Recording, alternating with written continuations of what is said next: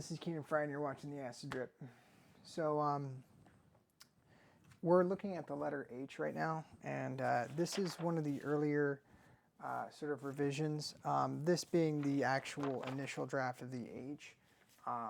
So I like certain elements from here and here that I kind of want to reincorporate into here, but I'm also working on a sort of theme, a trope, where I'm trying to incorporate this point system where there's one here and here, and the sort of scooped triangles on either side, sort of like slices, I guess you could think, bladed slices.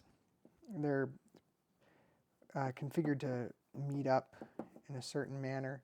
So like this is a pair, this is a pair, that's a pair, and then there's a pair down here. And so I'm just kind of working on setting up the underlying structure. I'm just using my 2H, so this lead is very dark, or excuse me, very light, but very hard, because it's 2H. So again, light, but hard. Yeah, so what I'm looking at is just how I can improve the flow of this and make it, you know, more organic looking. So like some of the lines that I put in here were from earlier drafts where I was tracing things that probably now are not as relevant, largely because they break the flow, like that set of lines that I revised. And then what I'm going to do is probably something more like akin to this. That way I can still get that kind of curve, because what's happening is there's a transition here, and if I put a gap there where the transition is, it'll look very unnatural. So what I'm trying to do now is kind of fix it up a little bit and make some of those parts look just more connected, interconnected. Anyway, how are things going? Well, let's see. I've been feeling kind of apathetic lately towards everything. Right now I am making more money at my job than I previously have made, and so I feel a great deal of apathy towards money, which is kind of ironic. I'm able to buy things that I like and want, but I really feel very little connection to them or to the money I'm saving. I just kind of feel like it's purposeless, so it's leaving me in a state of kind of numbness where you know, I just don't feel connected to pretty much anything that I'm really doing right now, and there are reasons for that. The biggest part of it being that you know, the money factor doesn't mean much to me, and I'm struggling with my job, not because I'm doing a bad job, it's just it's a struggle because the job is very exhausting, and I've just been struggling a lot with the exhaustion of it, and so I rely on escapism, and I have been making some rather unwise purchases. Nothing like dangerous or anything to my credit cards or anything like that, but I just haven't been saving as much as I could be. I haven't been, you know, very frugal, to say the least, which is something I used to pride myself on. I'm kind of going on this weird spending glut, and I guess it's because, you know, this new income that I have has afforded me kind of like a new sort of luxury, and then because of that, I'm buying things that I never could buy before. Particularly in this case, I play a game called Warhammer, and I have started posting videos on kill team and stuff, and the fact that I'm trying to build a Death Watch kill team, or at least a couple of figures capable of playing a very diverse version of the Death Watch, and then a very diverse, you know, orc list. And then I started collecting some Karut mercenaries just because I loved Karut when I was a kid. And then that kind of leads me to my point where, like, I started buying kits that I don't really have a use for, but I was just buying them because they looked really fun to build and paint. And I guess, like, there's merit in that, but you know, I feel like kind of like I'm buying compulsively. And some of the things I'm buying are really like good deals. Like I recently purchased a piece of terrain from 2000 and came out in like 2005, I want to say, when I was in middle school, or 2007. It was the Sanctus Chapel, and it normally retails online for like 150 bucks, 135 if you're lucky, and then shipping, of course, brings it still back to 150. I found it from an online Italian retailer for $79. So with, I think, everything, it came out to $80 flat, and shipping was free. So, like, you know, that was an expensive purchase, but it was a relatively good deal. So I don't really feel bad about it per se, but it is one of those purchases that like isn't exactly necessary, and that's kind of what I'm recognizing in myself, as this pattern of behavior of kind of like not entirely reckless spending, but like approximating that. The reason why I have concern for it is because I set myself a budget for what I was going to allow myself to spend, and I have definitely exceeded that. And that's really what it was, is I was trying to see if I could set a budget for myself and adhere to it, and then I really struggled with that. So I don't know what's really causing this besides, like, you know, just a sense of general apathy towards everything. And I think what I'm doing right now, drawing, it's very meditative, and I think this will help me kind of snap out of that apathy. Also, I've been exceptionally exhausted lately because, you know, again, my job is exhausting, but also because it's exhausting because it's physically demanding, but also because I have completed the majority of my master's application, and you know, that's kind of cool that that's done. I submitted the application. I have one more test to take, so I am on test 4 of 4. The other 3 are completed, so I'm a significant margin through you know, all of my exam and application materials, and I'm very proud of that. But at the same time, again, I feel a general sense of apathy towards everything, and just a general sense of feeling just kind of drained and burnt out and not really giving a shit. I haven't really been practicing guitar lately. Again, I've been relying on a lot of escapism, looking at a lot of Warhammer stuff. So drawing right now is very good for me. I think it's very meditative. It's helping me stay connected to something, which is why I returned to my font project. I'll show you real quick. This is the letter C. This letter I just finished earlier this week. So to give you an idea, hang on just a moment. Let's see if I can find it. I have the other, well, okay, so I don't know where the hell it is. I have another draft of the C somewhere else that I had been previously working on that was incomplete because it just didn't have the right balance or flow to it. So I ended up doing this version.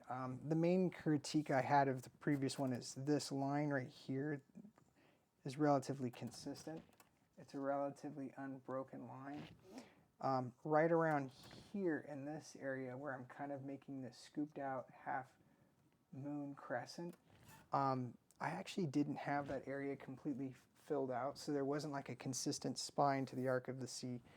When I find the other version of it, I'll scan it, and I'll kind of make a video where I recap all the letters I did through their iterative phases, just to kind of show you what I'm talking about.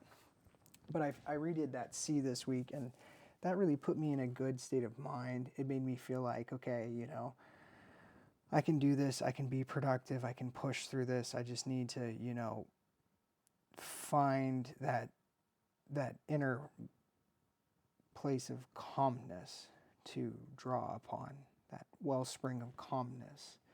And this is definitely helping me find that. That said, though, there's still a great deal of work to be done. So why am I working on the H in particular? Well, beyond just needing to do all the letters, the H is going to enable me to spell the. So I have the T and the E drawn, but I don't have the H. And the H is important because it lets me spell the for the acid drip. So what I'm going to be doing very soon when I get this drawn is I will be scanning this into the computer and working on this in the computer. I have some videos on my Veritas font, but this will be more involved because this won't just be for the Veritas project where I was making my lantern poster. Excuse me, I just dropped my eraser. But also, in fact, working on just the in general font, which I will use for pretty much all of my artistic projects going forward.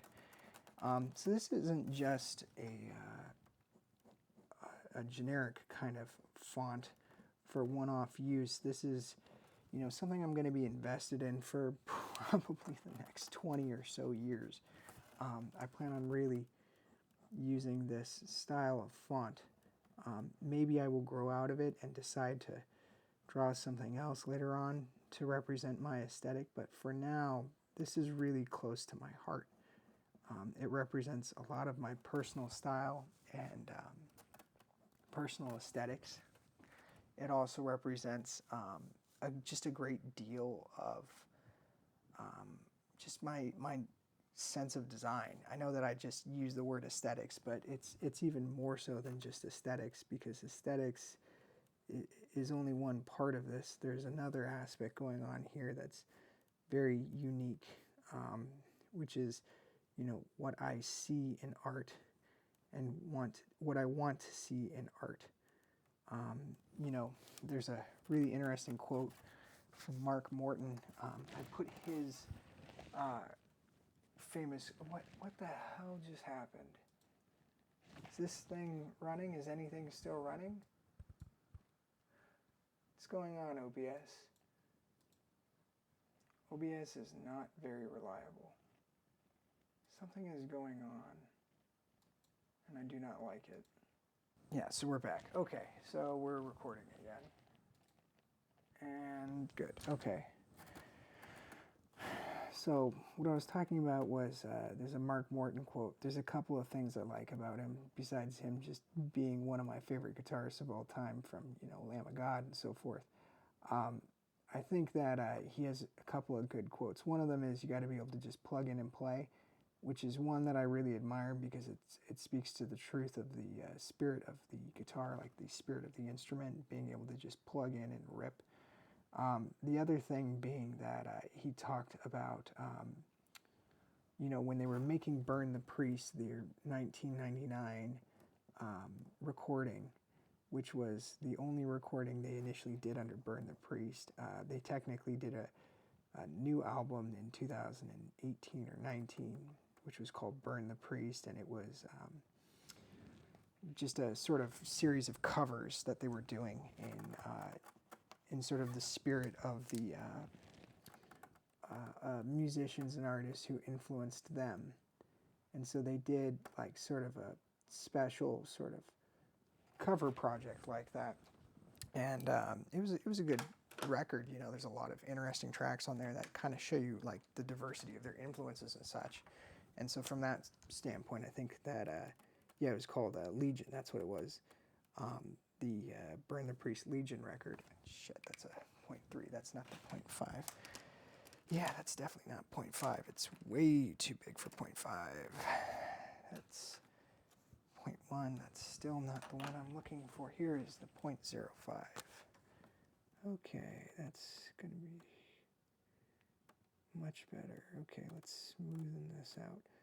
So anyway, the Legion record that they put out was good. It's a series of covers, but it's not original material. The original material they were putting out for Burn the Priest and for the record New American Gospel, their first record as Lamb of God, when they got Will Adler to join and replace Abe Spear, who departed for whatever reason from the band. You know, the thing about the record, the one that I'm talking about, Burn the Priest from 1999, is that Mark Morton said, we just wanted to make really heavy music. We wanted to make the music that, nobody else was making, that we weren't hearing. And I really resonate with that.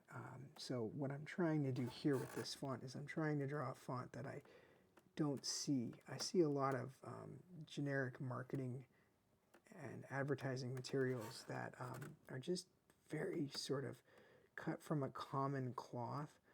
And while I regard, people who are cut from a common cloth, I regard that as a good thing. I don't think art should be that way. Like, if you're cut from a common cloth, you're basically saying that you're, middle class and that you have struggled for your income and your socioeconomic standing.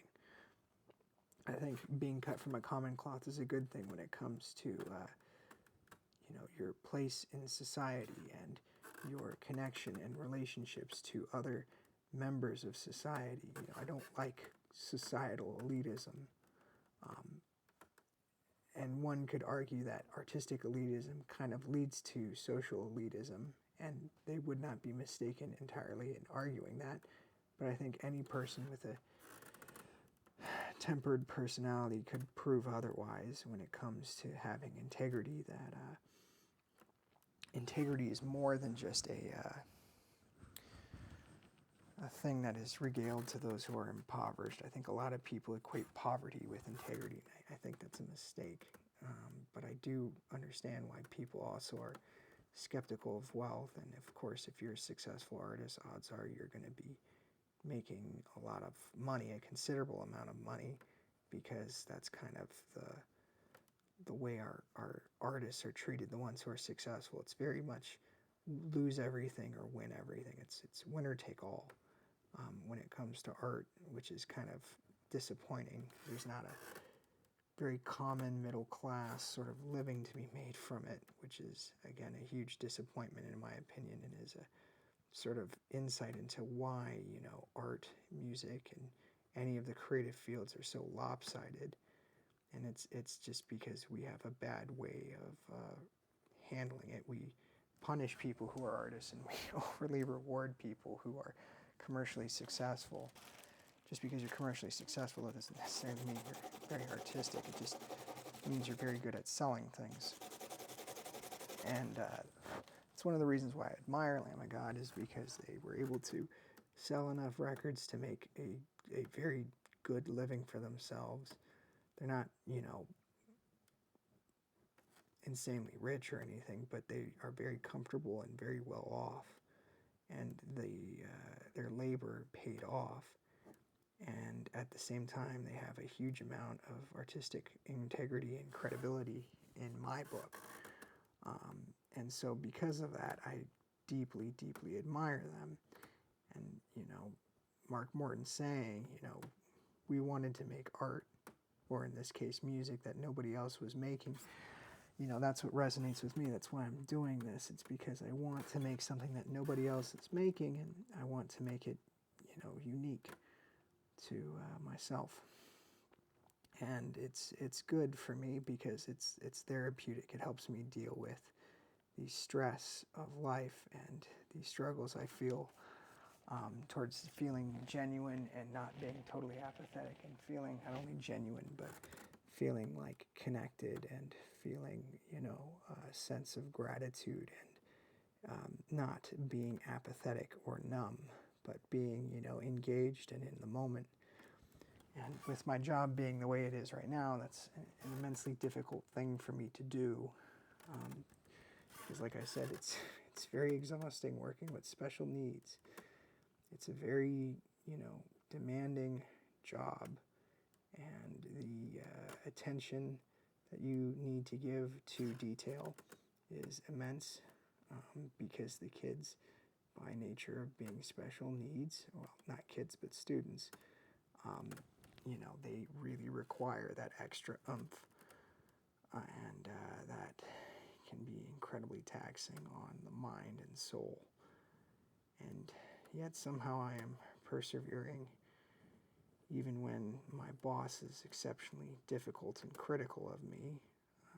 I'm still surviving. So anyway, this right here is not necessarily a form of escapism, but is a form of meditation. When I play Warhammer, it can be meditative if I'm sitting down and building the models and taking my time painting them. But it can also be escapist if I'm just arbitrarily spending money. But I guarantee you, whenever I work on my art, there's nothing arbitrary about it. There's nothing, negligent about it. It's very much vigilant. I have to be very aware of what I'm doing and mindful. And I enjoy that aspect of this. And so I'm grateful that I have this form of therapy. So I'm going to try and rely more on my art and music as I go forward as a means of sort of regulating myself. I kind of fell off the horse a little bit, to say the least, because things have been really difficult and challenging with the applications and other just excessive amounts of work. You would think that, because there's a shortage of teachers, they'd kind of like let up and just say like, okay, we're going to take people and we are going to make it more reasonable to take people, especially considering the extensive requirements it takes to become a teacher, and then, reconciling that with the fact that it's not going to pay as well in most cases as a job in tech. And yet it requires, basically 4 times the amount of credentialing and education as tech. So it's a very onerous sort of detail that I think the administrators of the education programs and of our government need to kind of reconcile the reality that expecting the next generation of individuals to go into education when there's very little motivation to do so is kind of arrogant on their part and very, disconnected.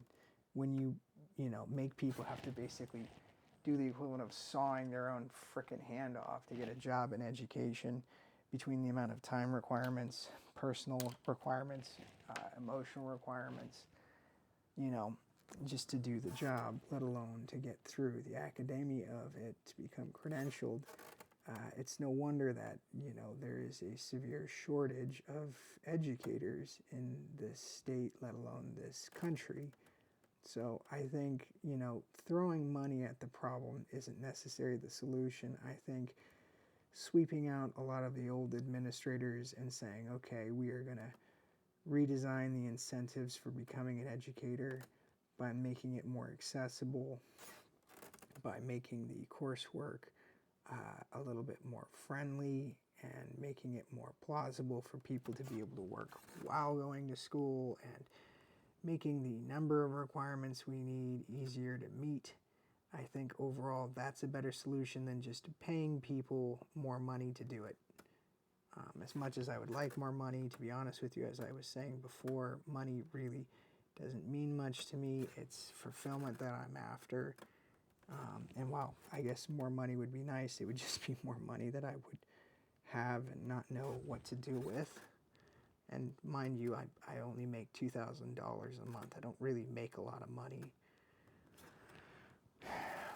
So even then, with the amount that I make, I just feel apathetic towards everything. So that's kind of in itself an irony, because I don't even make much.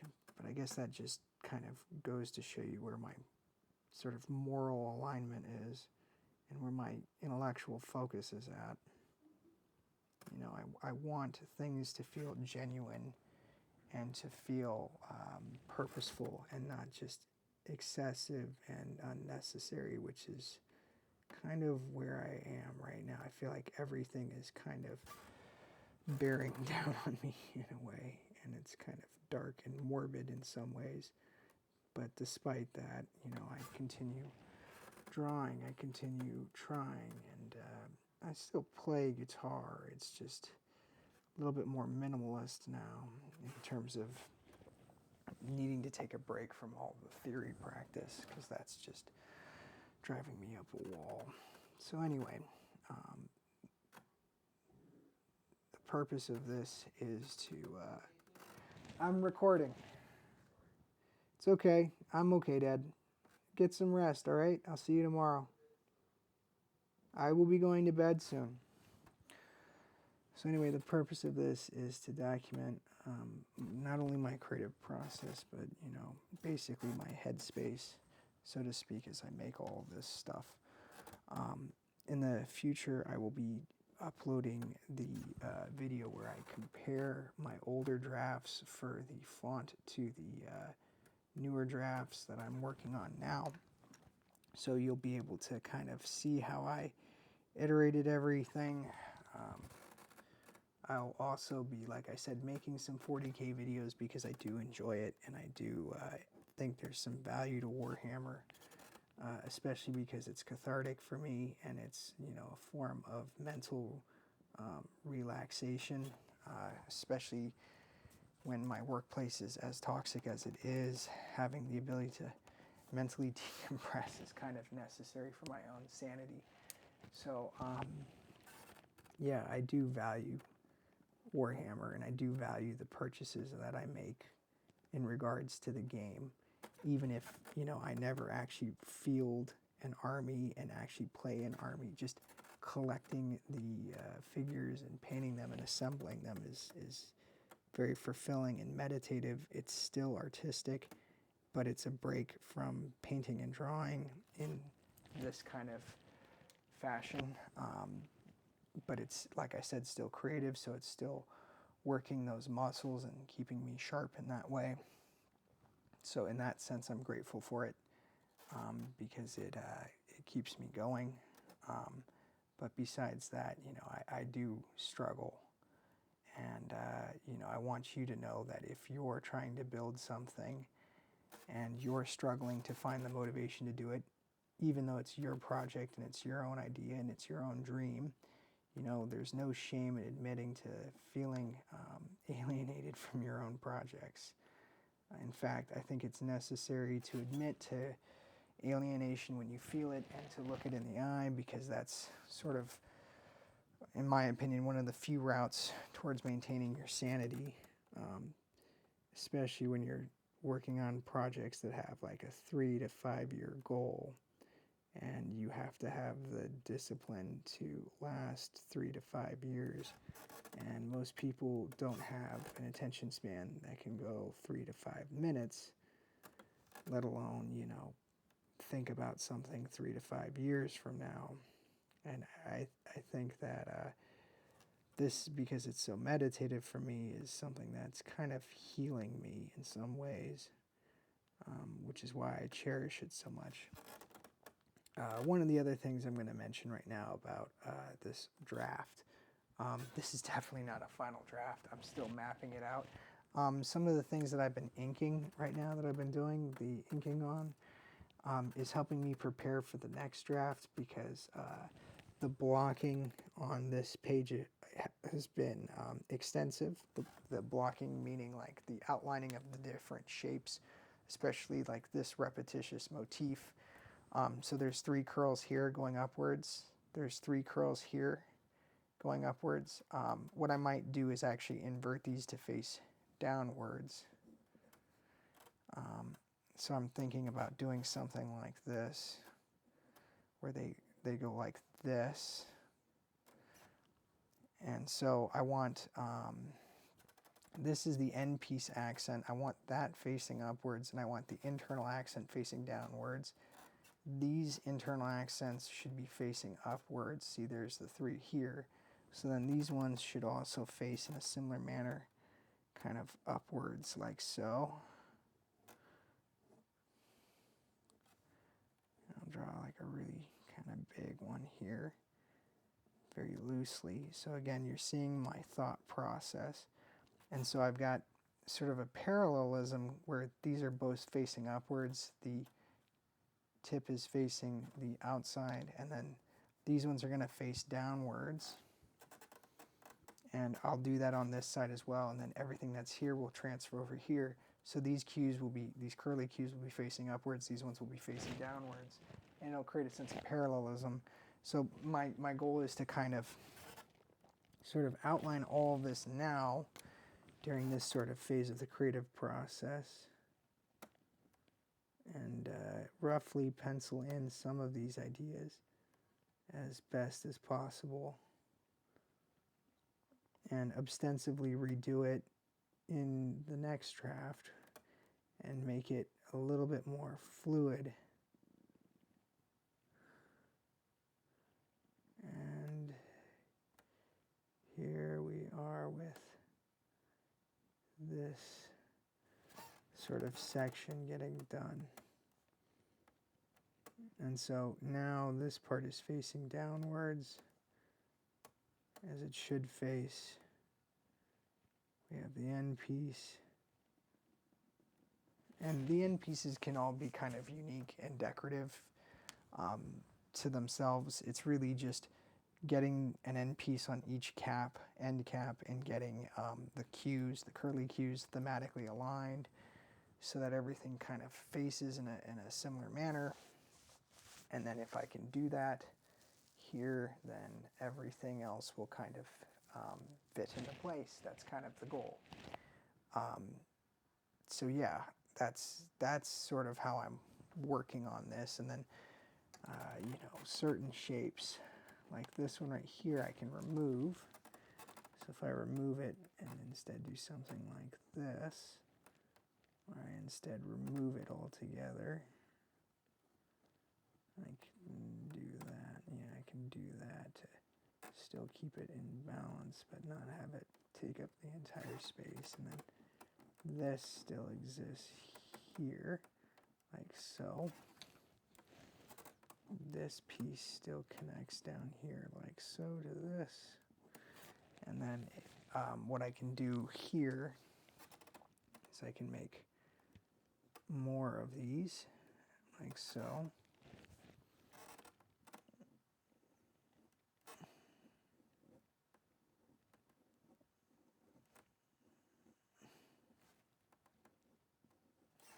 And also over here.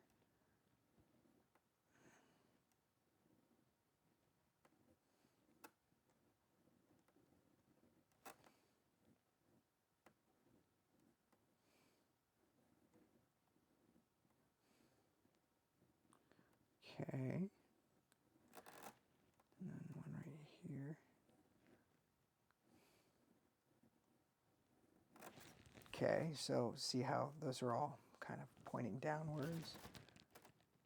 And then from here, like so, pointing downwards. Those ones I'll fix. Here I can get these ones pointing upwards.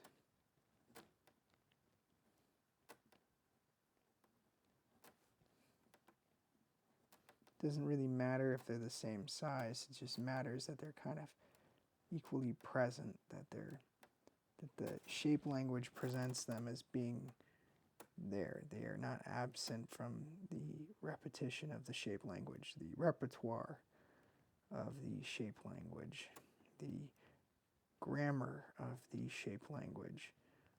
Understand that I'm using those technical terms because I'm trying to describe it in the context of communication.